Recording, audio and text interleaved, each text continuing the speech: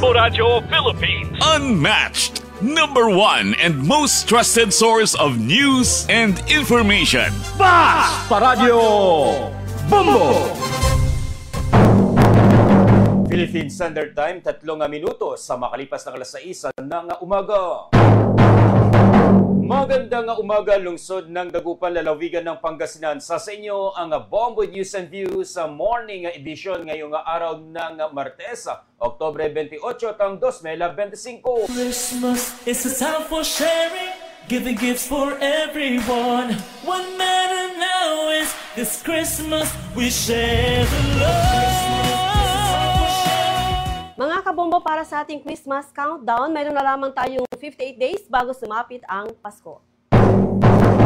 At ngayon, sa ulo ng ating mga balita sa ating top story, mga kabombo, panggigipit ng China sa West Philippine Sea, sinumbong ni Pangulong Ferdinand Marcos Jr. sa ASEAN Summit.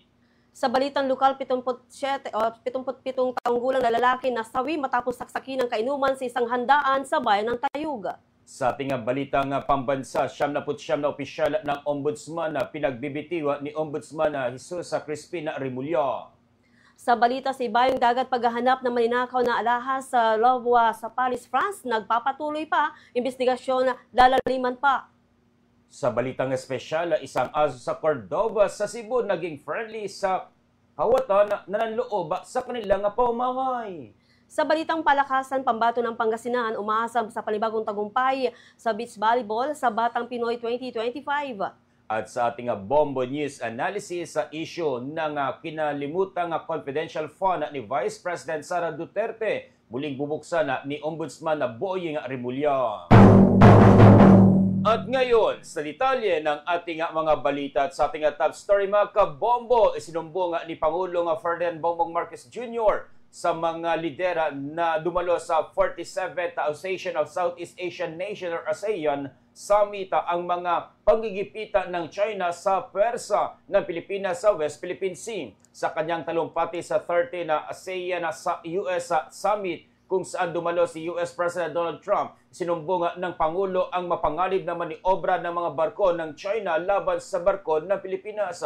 Bukod pa rito ang pagharang sa mga lehitimong routine activities sa maritime zone at airspace ng Pilipinas na nagdudulot ng panganib sa mga barko at mga eroplano nito. Tinukoy din ni Marcos ang pilit na pag-aangkin ng China sa Baoding Masinloc o Scarborough Shoal kung saan nagtatangka ang mga ito na gawing nature reserve at ang pagharang sa mga mangisang Pinoy sa teritoryo ng Pilipinas. Dagdag pa ng presidente na ang mga ginagawa ng China ay malinaw na paglabag sa soberanya ng Pilipinas kasama na ang karapatang mangisda ng mga Pilipino na ginagarantiyahan ng pandaigdigang batas. Samantala, mga kabombo, sa ating balitang lokal, na uwi sa trahedya ang isang masayang pagdiriwang ng kaarawan matapos saksakin hanggang sa masawi ang isang bisita ng kanyang kainuman na sa bayan ng Tayuga dito sa lalawigan ng Pangasinan. Naganap ang insidente habang nagiinuman na ang biktima na isang 57 anyos na walang trabaho at residente na naturang bayan kasama ang suspect na isang 31 anyos na caretaker at residente rin na naturang bayan at iba pang mga kaanak sa isang birthday party. Ayon sa inisyal na investigasyon, nagkaroon ng mainitang pagtalo sa pagitan ng biktima at suspect habang nagiinuman. Sa kasagsagan ng kanilang pagtatalo, bigla umanong kumuha ng patalim ang suspect at walang habas na pinangsaksak ang biktima sa iba't ibang bahagi ng katawan. Kagad namang isinugod sa Eastern Pangasinan District Hospital ang biktima ng mga responding tauhan ng PNP at BFP, ngunit dineklara ito dead on arrival ng kanyang attending physician. Matapos ang insidente, agad nagsagawa ng hot pursuit operation ang mga miyembro ng Tayug Municipal Police Station na nagresulta sa pagkadakip sa suspect. Matapos ang pagkadakip, dinala ang suspect sa ospital para sa medical examination at kasalukuyang nasa kusudian na ng Tayug Municipal Police Station para sa dokumentasyon at kaukulang disposisyon. Samantala, naharap ngayon ang suspect sa kasong homicide na kasalukuyang nasa kusudian ng kapulisan. Karagdagang balitang lokal, tinututulan ng Federation of Free Farmers ang Executive Order No. 100 na nagtatakda ng floor price ng palay o ang pinakamababang presyo ng pagbili ng palay. Ayon kay Leonardo Montemayor, dating kalihim na agrikultura chairman ng Federation of Free Farmers, layunin ng kautusan na maprotektahan ang mga magsasaka laban sa mababang presyo ng kanilang ani. Ngunit hindi anya sapat ang saklaw nito dahil tanging ang mga ahensya ng pamahalaan tulad National Food Authority at ilang local government units lamang ang sakop nito. Binigyan din pa nito na upang maging epektibo ang naturang kautusan, dapat ay maisama rin ang pribadong sektor ng pagpapatupad ng floor price upang maiwasan ang pagbili ng palay sa presyong mas mababa sa itinakda. Sinabi niya na 5% lamang ng kabuang palay sa bansa ang nabibili ng gobyerno habang 95% ay hawak ng mga pribadong negosyante. Batay sa datos ng Philippine Statistics Authority, tinatayang nasa 14 pesos 50 centavos kada kilo ang gastos sa produksyon ng palay. Para kay Montemayor, mga kabubuting itaas ito sa hindi bababa sa 20 pesos bawat kilo upang matiyak na may sapat na kita ang mga magsasaka at matugunan ang kanilang pang-araw-araw na pangailangan. Tinukoy din na opisyal ang kakulangan ng mga pasilidad tulad ng cold storage na naging dahilan upang mapilitan ng mga magsasaka na ibenta agad ang kanilang ani sa murang halaga. Anya, dahil dito ay patuloy na nakikinabang ang mga negosyante na bumibili ng palay sa mabang presyo at ipinagbibili ito ng mas mataas na halaga sa merkado. Well, doon sa Executive Order number 100 ay nakalagay po doon na magkakaroon ng isang ang tawag doon steering committee. Binubuo po ito ng ilang ahensya. Ang chairman ay ang kalihim po ng pagsasaka at kabilang po dyan ibang mga ahensya. At sila po ang magpapasya kung ano yung nararapat na na floor price, o ibig sabihin ng floor price yung mga bibili ng palay. Ayon pa sa kanyang Executive Order number 100 ay mas makikinabang rito ang mga malalaking negosyante at importers dahil sila ang sakop ng kautusan. Samantala, pinuri na ang Senate Committee on Agriculture and Food sa pamumuno ni Senador Kiko Pangilinan sa kanilang pagsisikap na sugpuin ang agricultural smuggling na isa rin umano malaking dahilan ng paghihirap ng mga magsasaka. Nanawagan din si Leonardo si Montemayor sa pamahalaan na pagtuunan ng pansin ang mga konkretong panukala ng sektor ng agrikultura upang tuluyang marisolba ang suliranin sa presyo ng palay at mapanatiling buhay ang kabuhayan ng mga magsasaka sa bansa. Samantala mga kabomba, sa di pa nga balita nga lokal, nananatili pa rin ang problema ng mga magsaka sa bansa sa kabila ng mga ipinasanga mga measures ni Pangulong Ferdinand Bongbong Marcos Jr. para sa sektor ng agrikultura. Ayon kay Cathy Estavillo, ang tagapagsalita ng Bantay Bigas sa panayam ng Bombo Radyo Dagupan, na nanatiling mababa ang presyo ng palay ng mga magsaka. Anya maging ang mga inilagdaang Executive Order number 100 at 101 ni Pangulong Marcos Jr. na nagtatakda ng floor price para sa palay at layuning magpatibay ng direktang tulong ng pamahalaan sa sektor ng agrikultura ay hindi naiiba sa mga naunang hakbang ng administrasyon. Sa katunayan, ayon kay Estavillo, hindi raw ito nagpapakita ng tunay na malasakit sa mga magsaka at malabong magdulot ng mataas sa presyo ng kanilang aniya. Dagdag pa niya, mabilis umano nga nakapaglulunsad ng mga executive order ang Pangulo kapag ito ay para sa interes ng mga negosyante, traders at importers. Ngunit kapag tungkol sa mga panawagan ng mga magsaka, idinadaan pa umano sa mga prosesong mabagal at masalimuot. Dagdag pa niya na sa buong panukalang o panunungkulan ni Pangulo ay paulit-ulit na nararamdaman ang krisis sa napakataas na presyo ng pagkain, lalo na ang bigasa, habang ito ay tuloy-tuloy na pagkalugi ng mga magsaka sa kanilang pagtatanima. Muling nanawagan siya na ibalik ang kapangyarihan sa NFA na mamili direkta sa mga magsasaka upang kahit papaano ay mabili ng ahensya ang 20% ng national production sa mataas na presyo. Walang nangyari at yung panawagan namin na dapat yung magtakda ng floor price ng presyo ng palay sa halagang 20 pesos per kilo sa bukid ay ang inilabas ni BBM ay Executive Order number 100 kung saan kung ating susuriin ay walang pinag-iba doon sa mga palliative measures niya, walang pinag-iba doon sa mga kapabayaan niya sa ating industriya. Inilakay sa sinagawang Stakeholders Forum ng Pangasan Police Provincial Office ang pagpapatatag sa ugnayan ng kapulisan sa iba't ibang ahensya at grupo sa lalawigan. Dumalo sa forum ang mga hepe ng kapulisan mula sa 1st hanggang 6th District, mga kinatawan mula sa national government agencies, faith-based groups at iba pang mga stakeholders. Layunin ng pagtitipon na ito na magpagtibayin ang kolaborasyon sa komunidad upang mas epektibong matugunan ang mga isyu ng kapayapaan at seguridad. Bukod pa rito, tampok sa kaganapang ito ang pagbabahagi ng mga accomplishment ni Police Colonel Arbel Merculio sa kasalukuyang officer in charge sa kanyang unang 100 araw bilang Provincial Director. Ibinahagi nito na ang mga nagawa ng Pangasinan PPO sa ilalim ng kanyang pamumuno na hinati sa 3 kategorya: action, commitment at merit. Sa ilalim ng action sa kampanya kontra sa illegal na baril, umabot sa 67 katao na naaresto, 53 baril ang nakumpiska, 20 baril ang nabawi, 41 baril ang nidineposito, 220 baril ang isinuko. Sa kampanya na kontra sa illegal na droga naman, nasa 285 operasyon ang isinagawa. 349 na drug personalities ang naresto, isang mahigit 1 milyong gramo ng shabu ang nakumpiska at mahigit 500 pisong gramo o 500 gramo ng marijuana ang nakumpiska. This 100 days shows yung showcase ng accomplishment natin within my 100 days of tenure as officer in charge. At ito ay accomplishment natin lahat.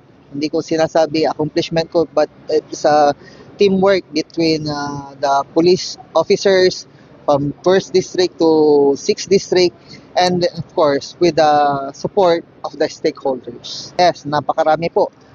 During my tenure, I see to it that all investigations, sensational cases were solved and cleared Samantala sa PNP at PDEA Joint Operations, umabot sa mahigit 6.8 bilyong pisong halaga ng iligal na droga na kumpiska sa bayan ng Labrador at Bugalyon, habang sa kanyang personal na pinangunahan sa operasyon sa marijuana sa Mabini, umabot naman sa mahigit 200 halaman ng marijuana ang sinira. Nakakumpiska sila ng lugar ng mga walang lisensyadong baril at mga suspect ang naresto. Sa mabilis na pagresponde ng kapulisan, nasagip din ang isang 4 na araw na sanggola sa limbayan ng Lingayen sa tulong ng komunidad, at naimbestigahan na rin ang kaso ng isang natagpuang bangkay ng batang babae sa Dagupan City, at nahuli rin ang pumatay sa natagpuang namang bangkay sa bayan ng Bayangbang. Sa mga wanted naman ay nasa 86 na most wanted person na naresto, habang 463 ang na iba pang mga wanted persons ang naaresto. Samantala mga kabombo, sa ating huling balitang lokal, hindi pa dinadagsa ng mga nagpaparehistro sa bayan ng Alcala para sa 2026 sa barangay at sa nagabataan elections ang voters registration makalipas itong magbukas doong Oktubre 20. Sa panayam ng Bombo Raj Dagupan kay Roberto Pagdanganan, ang Election Officer 3 ng Commission on Election or COMELEC Alcala, ito ay sa kadahilan ng hindi pa naabot ang ilang mga residente ang naturang impormasyon hinggil sa pagpaparehistro. Kaya anya, nagsagwa sila ng barangay assembly ngayong weekend upang ipaalam sa mga residente ng mga naturang barangay ang kanilang pinuntahan at pupuntahan na nagsimula na ang voters registration.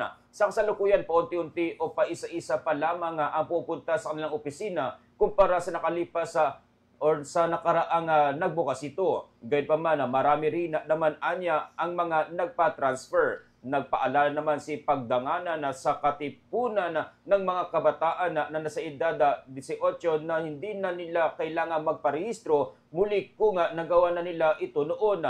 Bukod pa riyan na may pagkataon na magparehistro ang mga kabataan sa nasabing bayan sa Lunes hanggang Merkules sa susunod na linggo kung kailan walang pasok sa paaralan. Gayunpaman, magsara ang kanilang tanggapan sa darating na mga holiday kabilang na ang November 1st. Doon po sa bayan ng mga taga-bayan ng Alcala, meron po tayong registration October 20 po simula.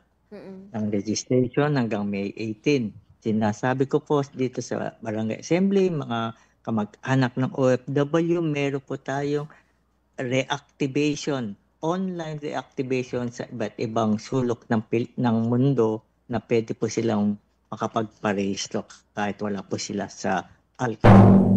Samantala, sa ating balita nga pambansa, pinagbibitiwan ni Ombudsman Jesus Crispin Remulla ang 79 na mga bagong hired na opisyal ng Office of the Ombudsman. Binigyan ng isang linggong palugit ni Remulla ang mga opisyal na magsumite ng courtesy resignation sa kautusan ni Remulla na may petsang October 22, 2025. Lahat ng opisyal at empleyado na may appointment mula Mayo 29 hanggang Hulyo 27 ay dapat na magbitiwa sa pwesto. Kabilang sa mga pinagbibitiw ni Remulla ang 2 assistant ombudsman, 4 na directors, 3 graft investigation officers, 3 graft investigation and prosecution officers at 30 assistant special prosecutors.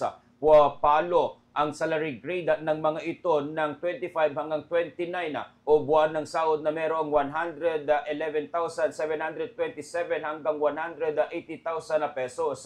Tinalaga ang 79 na opisyal ilang araw bago magretiro si dating Ombudsman Samuel Martires. Pinagsusumite rin ni Remulla ang mga empleyado na may salary grade 24 o buwan ng sahod na 85 pesos and 74 pesos or 85,074 pesos at pababa na magsumite ng courtesy resignation sa loob ng 7 araw. Ayon kay Remulla, nasa 204 na mga empleyado ang midnight appointees. Ilan sa mga bagong hired na empleyado ay mga bagong abogado at tiyak na makaapekto ito sa moral ng mga matagal nang nagtatrabaho sa ombudsman. Sa 79 na opisyal, pinakamataas na rangko sina Assistant Ombudsman Nelly Rojas at Assistant Ombudsman Maria Olivia Rojas na may salary grade 29.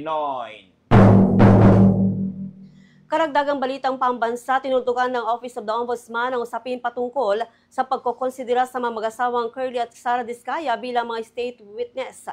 Ayon mismo kay Assistant Ombudsman Miko Clabano, tagapagsalita ng tanggapan, wala nang pag-asa ang mga Diskaya para kunin pa bilang mga testigo ng Estado.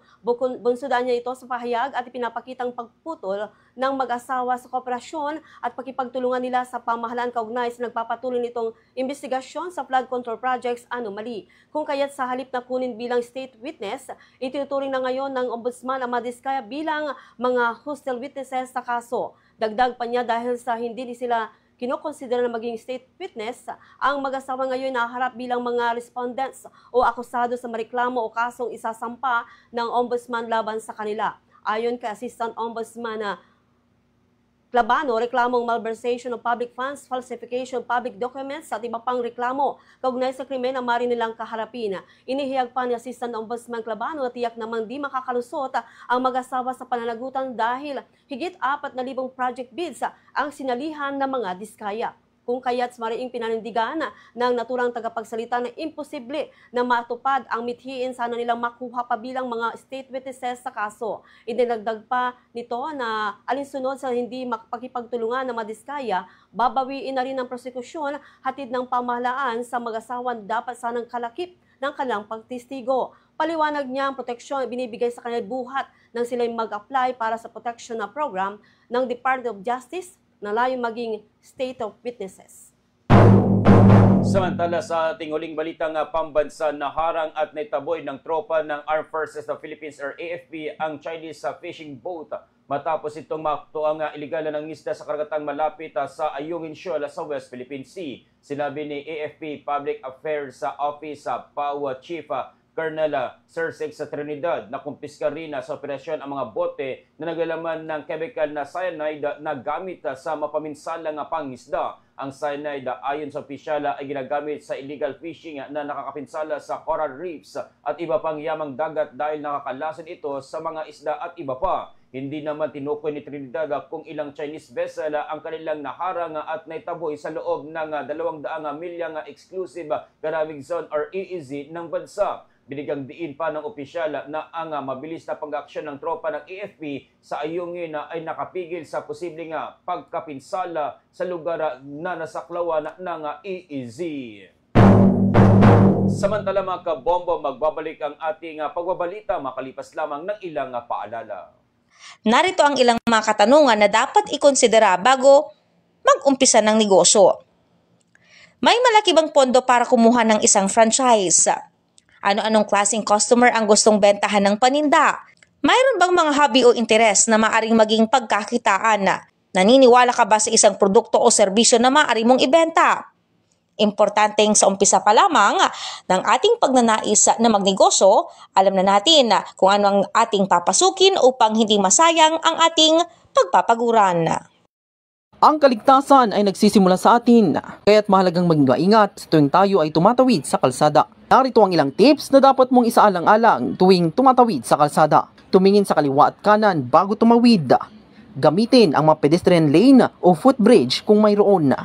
Sundin ang mga traffic light at traffic signs. Huwag tumawid kung ang ilaw ay pula. Huwag magmadali o tumakbo habang tumatawid. Iwasan ang paggamit ng cellphone o earphones habang tumatawid. Siguraduhin malinis ang tubig sa bahay para masigurong walang itong dalang sakit tulad ng cholera. Ito ang mga pwedeng gawin. Pakuluin ang tubig ng 2 minuto para patayin ang mikrobyo.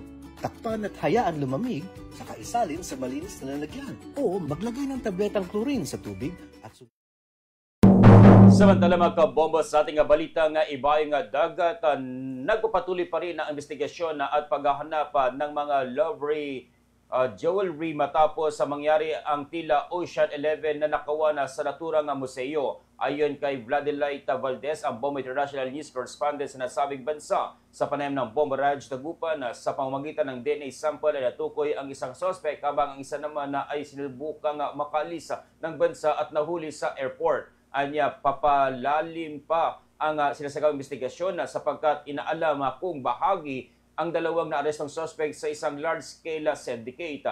Gayunpaman, hanggang sa ngayon ay wala pang naibabalik sa mga ninakaw. Ikinakalungkot ng mga otoridad na mababa ang tsansa na maibalik ang mga ito dahil sa maaring tutunawin ang mga ito at kukun lamang ang mga mahaling bato. Bagay na nawawala ang historical value nito, lalo na bahagi ito ng French patrimony, ang identidad ng bansa. Samantala, hindi pa sila sa publiko ang kabawang detalye upang hindi makapekto sa investigasyon at maging sa mga tao. Balik normal naman ang operasyon sa nasabing museum at hindi na lamang ipinapalapit ang publiko sa bahagi ng pinangyarihan ng nakawa. Well, sa kanila po kasi they considered it as a grand banditism, so talagang high profile robbery kasi for the last a couple of years, marami pong mga robberies sa mga museum around France ang nangyayari na hindi pa po nila nahuhuli yung mga perpetrators. So,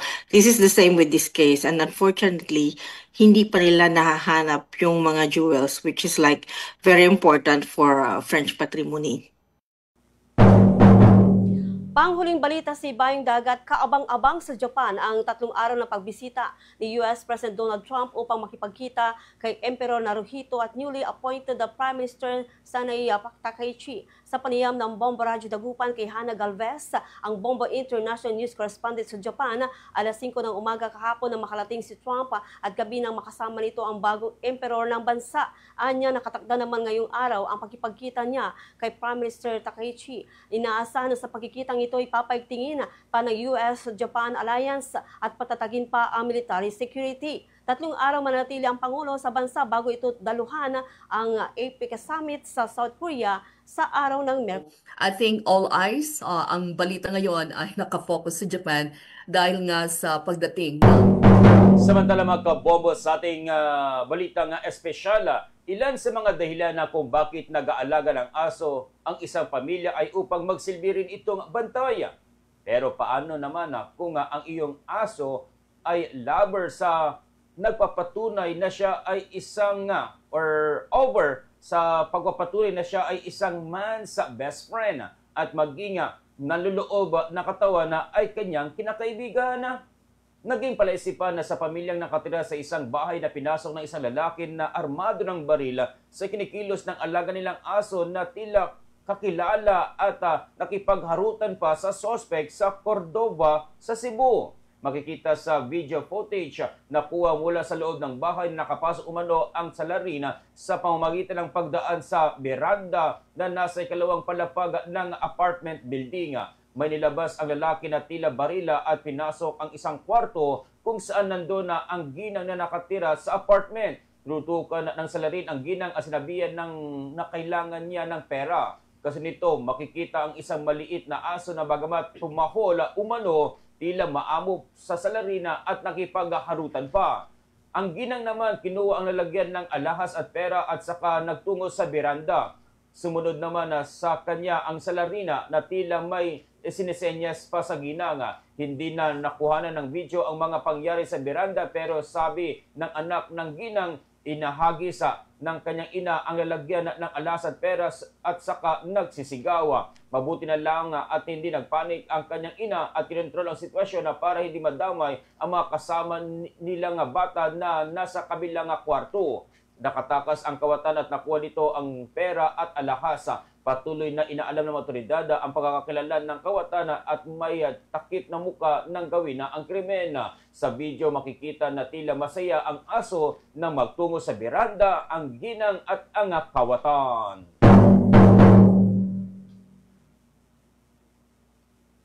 Samantala sa ating balitang pangkalakalan, nagkaroon ng malaking pagtaas sa presyo ng produktong petrolyo ngayong araw.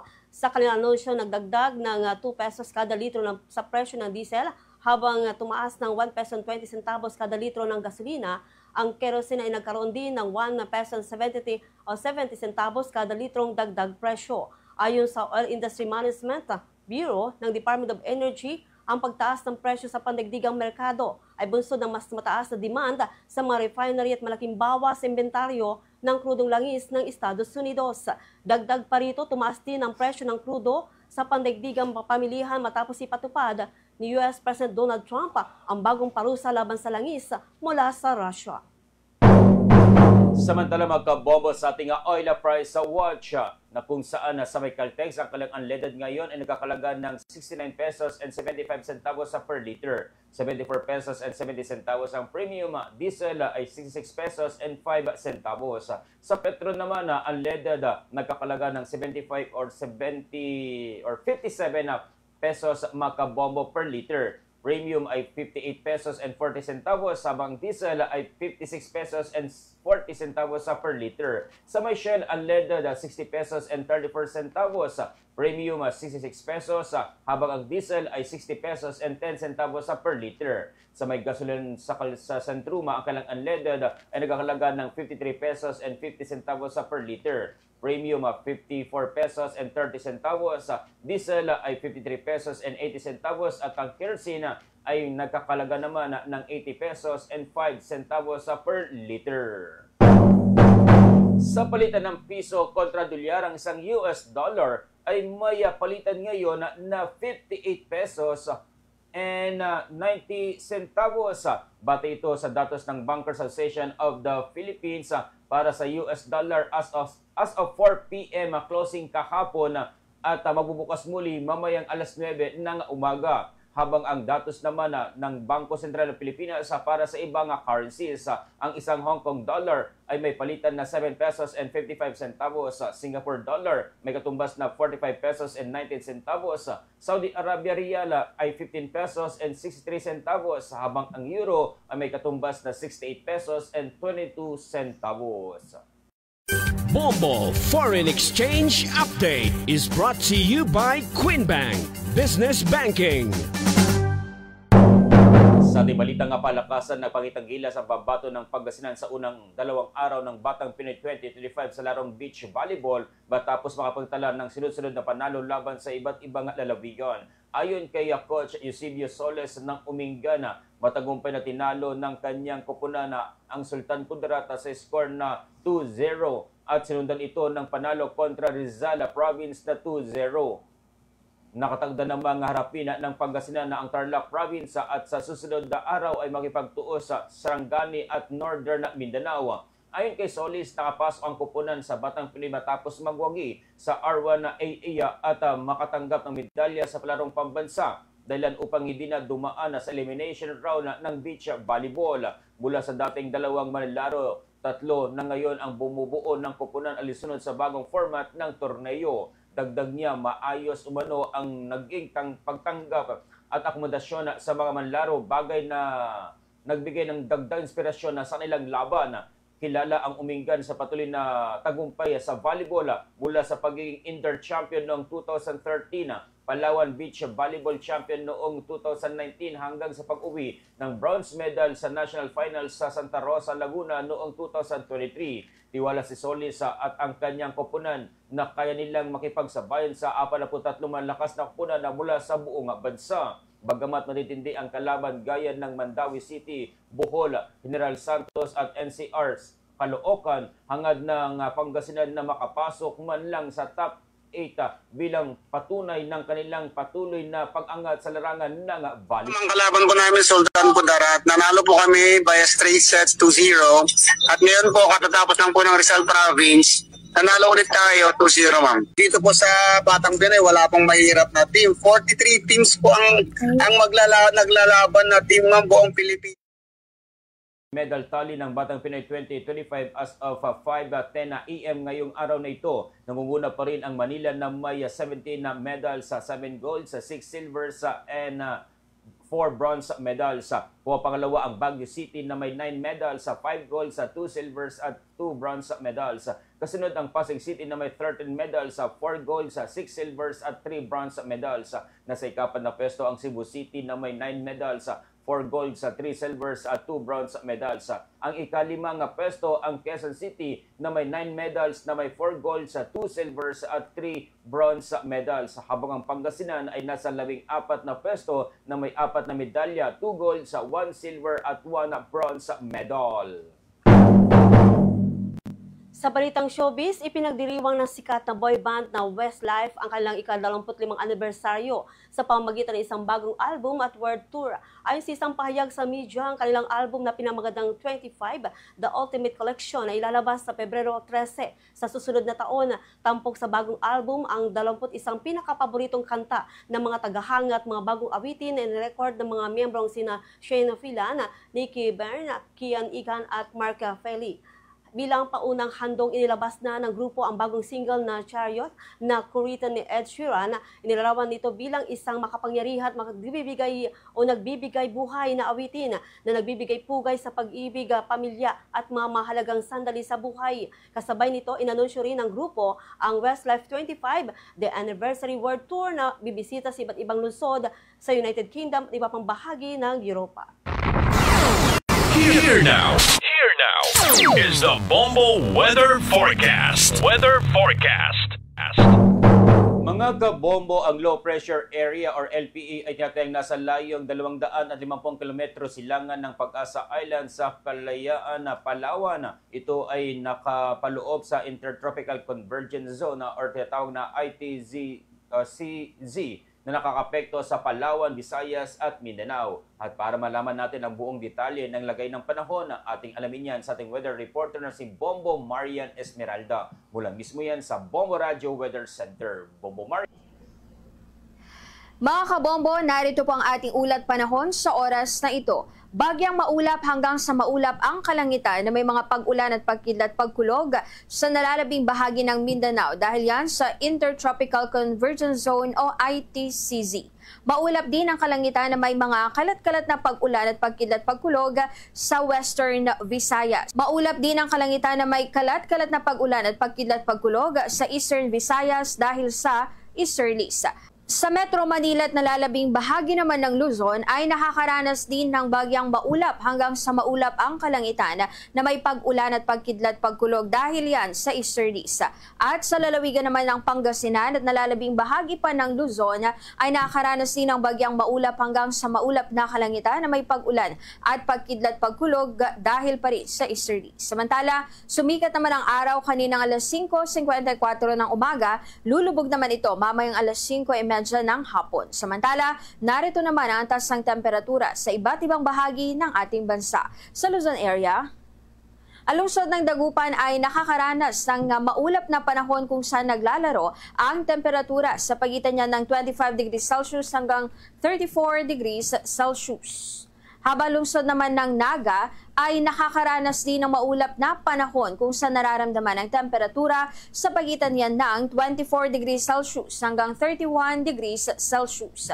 At sa parte naman ng Visayas, Alungsod ng Cebu ay nakaranas din ng maulap na panahon na may kasamang pagkulog at pagkidlat kung saan nararamdaman ang temperatura sa pagitan niya ng 26 degrees Celsius hanggang 32 degrees Celsius.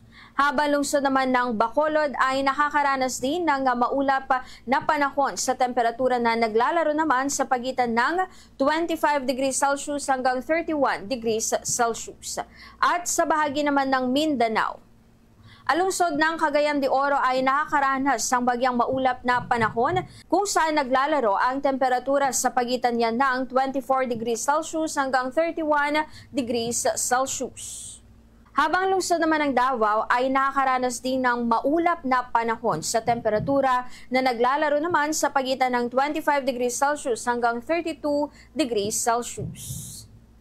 At yan muna ang ating ulat panahon sa oras na ito. Paalala pa rin sa ating mga kabombo na palagi po tayong magdala ng pananggapan laban sa init at sa ulan. At laging tatandaan, iba yung pag-iingat ang kailangan upang sakuna ay maiwasan. Ugaliin na maging updated upang kalamidad ay inyong mapaghandaan.